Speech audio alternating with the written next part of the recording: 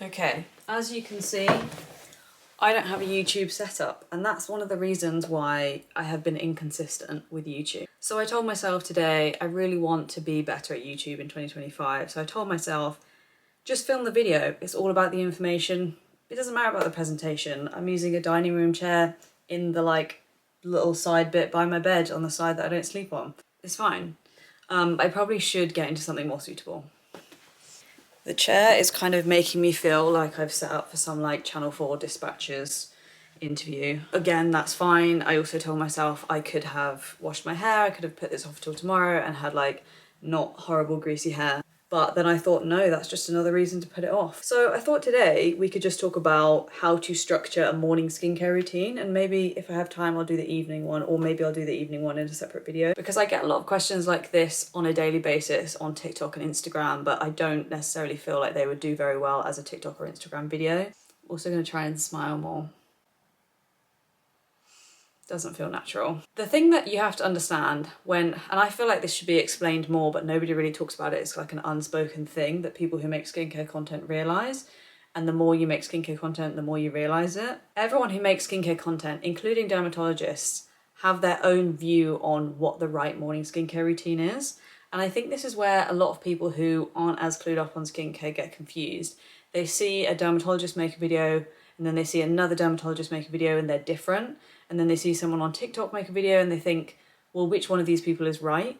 And what I've come to realise, now that I think about skincare all the time, is that these are all just opinions. When it comes to what's actually correct in dermatology, a lot of dermatologists believe that you shouldn't even have to use a moisturiser if you don't feel like it. There's so many different opinions, and when it comes to how to structure your morning skincare routine, there are a couple of rules that are universally agreed on, like sunscreen goes last, cleanser comes first. But everything in between is quite subjective. So I feel like if you're confused by why people on the internet give different advice, you kind of just have to pick someone that you trust. And if you decided to pick me, that's fine. I'm going to show you what I think makes a good morning skincare routine. And even if you have different skincare concerns, say somebody with rosacea or someone with oily skin or dry skin, I think the steps that I'm going to share and the structure of the morning routine will still work for most people. I don't think it changes. Obviously the products change, but actually structuring the morning routine and layering things, I don't really think that changes per skin concern. I'm gonna edit this. What? I think my camera has a built-in filter, which is not my style, but I haven't figured out how to turn that off yet. So bear with me. So in the morning, the first thing most people do is use a cleanser. I don't use a cleanser. And I think that's the first choice that you have to make, depending on you, your preferences, your skin type, signs that your skin is giving you, maybe where you live in the world, whether it's humid, dry, whatever. So you can either cleanse or you can go straight into serums. How to decide whether you should cleanse in the morning, I should probably make a whole video on it, but I'll touch on some key points now. If you have dry to normal skin, you don't necessarily have to cleanse in the morning. You might want to cleanse because you like the feeling of cleansing your face. A lot of people talk about eye boogers. It's not something I really get, and if I do, to be honest, I kind of just go like that and it's gone. But everyone's different. A lot of people cleanse because they like the sensation of cleansing. It's like having a morning coffee. It makes you feel ready for the day, and that's fine. But I just want to let everyone know, in case you haven't heard it already, because it has done the rounds on the internet, you don't have to cleanse in the morning. You should cleanse daily, but that if you're going to do that once, it should be at the end of the day, because you've gone through the day, pollution, dirt, sunscreen, makeup, all these things, you want them to come off. But if you did that the night before and then you wake up in the morning, I think people have this false idea that your face is suddenly dirty, and it's just not really the case. If you have oily skin, you can still get away with not cleansing in the morning, but you're probably less likely to get away with it, and you're probably also more likely going to want to cleanse in the morning. And that's simply because maybe you wake up and you feel oily, and that's fair enough. There's nothing wrong with doing that. I would just make sure that you pick, no matter what you choose, pick a gentle cleanser, which is fragrance and essential oil free. Those are just my preferences.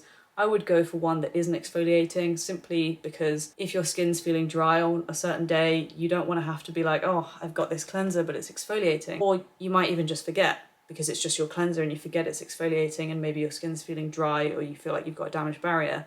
You don't want the only cleanser you have to be exfoliating. I just think it's better, personally, to have a non-exfoliating cleanser and then use your chemical exfoliants as serums and toners so that you can pick and choose when you apply that exfoliation. That's just my preference. So when it comes to cleansing, if you have dry or normal skin, or you often feel dehydrated and you have maybe dull skin, or even if you don't, you could try not cleansing in the morning. Just try it for a few days, see how you feel. A lot of people find that their barrier stays healthy and gets less dry and irritated from the other products that they use, like exfoliants, when they cleanse once a day in the evening and skip the morning cleanse. Other people have tried it and they hate it and they feel like it makes them break out a lot. So that's really down to you, but that would be the first step, cleansing or skipping the cleanse. If you choose to cleanse, I would then go in with a serum and make sure you haven't dried your face between the cleansing. So you've cleansed your face and it's wet, and then you apply the serum on top. That applies if you're using a hydrating serum. It's usually better to put it on top of damp skin, but it doesn't mean that if you don't apply it to damp skin, it doesn't work. That's a common misconception in my opinion. Say if you're somebody who didn't cleanse your skin in the morning and you apply your serum onto your dry skin, the serum's still gonna work. It's still effective. It's not like it's suddenly rendered ineffective just because you applied it to dry skin. That is a message that goes around on social media that kind of annoys me. They're like, oh, but you didn't apply it to damp skin. And it's like, yeah, and it still works. It's fine. I do that every day. That's what I do. I wake up, I don't cleanse my skin, and then I put on my serum. So far we've got cleanse or not cleanse. And if you did cleanse, put that serum on. And if you didn't cleanse, put the serum on. Then the simplest thing to do next is to moisturize. Lots of people put multiple serums on, and you can do that too. I think the rule of going thinnest to thickest makes sense. I would just advise against using multiple serums, maybe 2 max, but I think more than 2 in a morning routine is overkill. And if you have lots of different actives that you want to put onto your skin, I would look for a serum that has all of them in it or most of them in it, just to cut down on the amount of things you're putting on your skin. It's cheaper, it makes more sense, it's way easier to travel like that. I think it also just probably will result in slightly better results for your skin. I think the days of 10-step skincare routines are over, and I think we should be working smarter, not harder. So less serums, more results. Once you've done your serums, you want to put your moisturiser on. In most cases, you can put your moisturiser on straight away. You don't have to let the serum dry down. Maybe if it's quite liquidy, you want to let it dry down halfway, just so that you're not massaging moisturiser into like really damp dripping skin, although it shouldn't really be that way. So we've got cleanser or no cleanser, serum. Serums, if they're all watery, it really doesn't matter which one goes on first. That's a hill I'll die on. And then moisturiser. Then you should be wearing SPF, which everybody knows. I think a lot of people put SPF on in questionable ways, which I've called out on social media. The key thing between the moisturiser and the SPF step, in my opinion, is it depends a lot on the SPF that you're using. I am really sad about the SPF I used to use that got discontinued, although I couldn't use it now anyway because it had fragrance and I was really just using it because I couldn't find anything better. But I do think it contributed to my perioral dermatitis, so I guess even if it existed now, I couldn't use it. But it was a chemical formula, it was very creamy and it sunk into the skin really nicely. And that meant I didn't have to wait very long between my moisturiser and serums to apply the SPF, and it would apply on beautifully. Now I'm using a mineral hybrid formula, which feels quite chalky. And if I apply that to damp skin, damn, it does not look good. It should not be looking good, and not only does it not look good, it also, it's the wrong word to say dilute, but it also messes up the protection because it creates patches. It looks patchy and the protection is patchy as a result. So my recommendation is, if you've got a nice creamy SPF, maybe just wait a couple of minutes before you apply the SPF, just so you don't create patchy protection. If you have something more on the chalky, drying side, tends to be mineral or mineral hybrids, wait a little bit longer. It just depends on the texture of the SPF. The principle you want to adhere to is you don't want to apply sunscreen to a face that's quite wet or even slightly wet. I'm thinking about words between wet and damp, and I don't want to be misleading, but if it feels like your face is kind of slippery, you kind of want to wait until that has dried a little bit before you apply the SPF so that you get the protection you're hoping for from the SPF.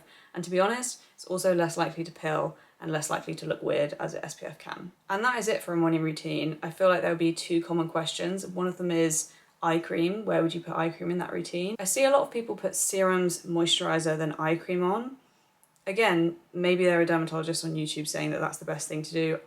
Personally, it doesn't make sense to me, and there is nothing objectively telling us which is incorrect and which is correct. I just think it makes more sense to put the eye cream on first before you put the serums and the moisturiser, simply because I want the ingredients to be focused on the place that I've put them. I don't want them sitting on top of a moisturiser. I just want them to be on my under eyes because that's specifically where I tried to put them. And ultimately everything will get into your skin, but I see better results putting it on first before everything else, obviously after cleanser. Nothing comes before cleanser. Second question I think I will get is, what about a toner? I get this question a lot, and a lot of people say, I feel like I'm gonna watch this video back and like, I'm just gonna be like, what have you done, babe? I'm sitting here with a Miss Trunchbull bun in my Dispatches documentary next to my suitcase that I'm about to pack to go home for Christmas. And other YouTubers are gonna watch this and laugh, but I don't care. It's fine, I don't care. Back to toners. So the way I look at toners and serums is you have lots of different ingredients that you want to put into your skin. You can put them into your skin in a serum or a toner. It doesn't really matter which one. I find serums just easier to use because with a toner, you've got to put it in your hand and then you've got to like pat it and then it's like gone down your like wrists and then you're kind of losing some on your face. I just find that kind of annoying. Like I still like toners, but I just find that annoying. Like I much prefer the precision of a pump with a serum so I can get the exact amount that I want and I can put exactly how much I want on different areas of my face. I just prefer it. But if you're wondering like, how could I put a toner into this? I would probably put that on first thing after cleansing. But you don't need to use a toner. That is a big misconception. Nobody needs to use a toner. Nobody needs to use a serum. I think the only things that people really need if they want true skin health are cleanser, moisturiser, sunscreen, really. Moving on to the evening skincare routine and how to structure that, obviously there's the big debate. I'm going to try and smile more. Obviously there's the big debate around cleansing and double cleansing. Some people don't get on with double cleansing and that's fine. I couldn't imagine my life without it. My clog-prone skin loves a double cleanse with the right products. Key, with the right products. When I just use one cleanser on its own, it's just not enough. And I also think my skin gets drier because I have to work it more into my skin. And oil cleansers just tend to be less stripping than a water-based cleanser because of the types of things that are in them. So you've got your double cleansing and your cleansing, and you also might have makeup remover. What I like to do personally is if I'm wearing mascara or foundation, I like to use either a micellar water or a makeup remover, kind of the same thing, to take the mascara off my eyes. And if I am wearing foundation, I will often just like swipe all over my face just to get the bulk off. But sometimes I will just go straight in with an oil cleanser. I don't think there's a right or wrong thing to do there. Like if you're the kind of person who likes using a cleansing balm to take your mascara off, you should do that. That's what they're for. I just don't really enjoy that. And I've never found a cleansing balm actually take my mascara off. And I don't know if that's just a weird thing for me, but I don't even use waterproof mascara, so I don't really know what's going on. I just really don't like poking around like that on my eyelashes. I just don't like it. So I would take the makeup off however you want to with your cleansing balm or your makeup remover, for example. Do your thing, massage that in for a minute before you emulsify, then emulsify, rinse off the excess, and then go in with your second cleanser, which should be a water-based cleanser. You don't want to be using two oil-based cleansers together. It doesn't make any sense. Obviously, if you didn't want to double cleanse, you take off your makeup and you just use your water-based cleanser, and that's fine. Now you've got two options. You've got a wet face. You can either put serums on that, serums that you're happy to penetrate faster into your skin, something like a hydrating serum or a barrier serum, and then you would put your moisturiser on, and that would be it. And if you wanted to put an eye cream in there somewhere, anywhere before the moisturiser would be fine. However, if you're using a retinoid, you obviously don't want to apply that to wet skin. There is somebody on the internet who always bangs on about how it's actually fine to apply it to wet skin, but that person has been using retinoids for a really long time. And I see it as this like weird humble bragging where they're like, ugh, I can handle retinoids and damp skin. And it's like, that's cool, but like that's not the majority of people and it's just so not needed. Don't want to be putting a retinoid onto wet skin for 99.9% of people. So after you've cleansed your face, take a cloth. I'll show you the type of cloth that I use. This is excessive, but like allow me my pleasures in life. I do a lot of washing and it's fine. I have a big stack of these like white flannels. They're not all the same, like I'm not a psychopath. That's how I dry my face after I've cleansed. I like press it in. And people always say, oh, don't use towels, you shouldn't rub towels on your face. It's like, who's rubbing a towel on their face? I'm pressing it in. I'm collecting the water step by step. And you want to do that instead of air dry. God forbid you do this air dry trend that's going around on TikTok where people are like, oh, my skin leveled up when I air dried my face. Like, no, it didn't. No, it didn't. Because when you air dry your face, the water evaporates off your face and it causes something called transepidermal water loss, which is basically where when it evaporates, it takes moisture that was already within your skin, like extra water that was already within your skin with it. And if you do that every day for like 30, 60 days, 1 to 2 months, you're just going to have dry skin. And dry skin means damaged skin barrier, more spots, more redness, more chapped. Like, it's not good. So when I wash my face in the evening, I have the soft microfiber cloths like this that I get on Amazon or in Superdrug for the oil cleansing and the water-based cleansing, and then I wash off the excess, and then I go in with a dry, clean face cloth for my retinoid prep and also for my azelaic acid. So that might be another circumstance where you want to dry the face.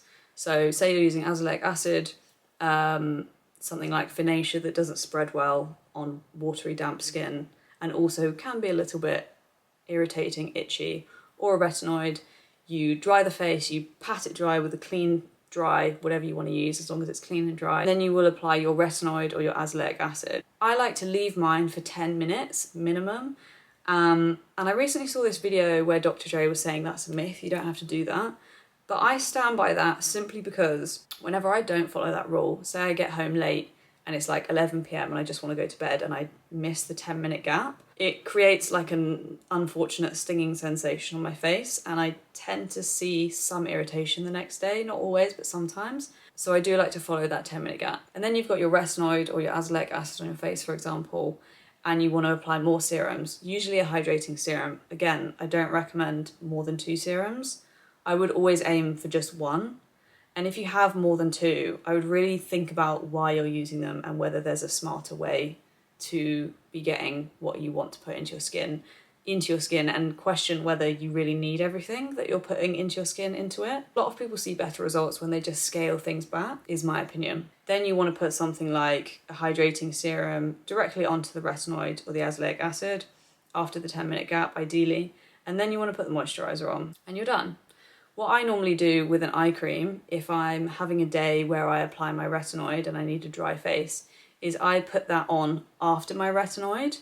That's simply because when I'm using my fingers to spread the retinoid around my face, I don't want to accidentally spread eye cream down onto my cheeks, because I have the type of skin where if I do that, even the most minuscule amount, I'll probably get some breakouts. And they won't be bad breakouts, but they're breakouts I could have avoided. So I tend to prefer to put retinoid on. Obviously, I skip this eye area.